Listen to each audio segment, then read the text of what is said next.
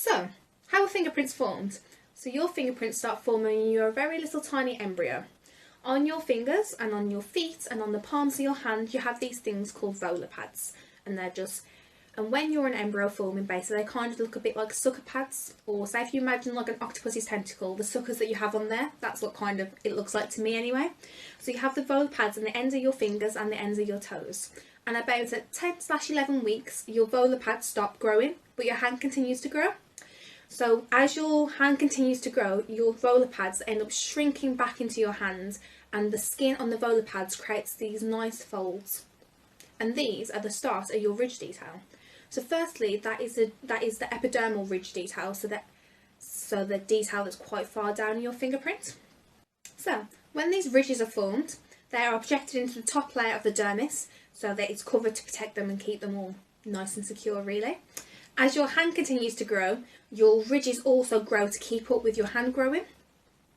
So that's why you have quite a lot of ridge detail on your fingerprints and your toes. At about 14 weeks, your sweat glands start to appear along the ridges, and at 15 weeks, secondary ridges start to form, and these are the ones that don't have sweat glands on them.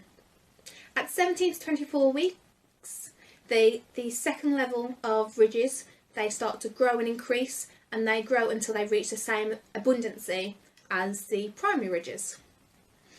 And at 24 weeks your fingerprints are basically fully formed, and you can compare these to those of an adult. That's how much detail is in them.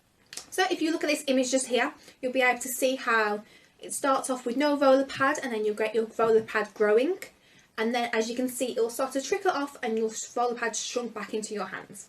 So your volar pad is essentially important in determining what kind of pattern you have at the core of your fingerprint. So if you look here, you can see if the pad is quite large and high, you're more likely to have what is known as a whirl. If it's more to one side of your finger rather than in the centre, you're more likely to have a loop. And if it's quite a low pad, so it's not too high, you're more likely to have an arch.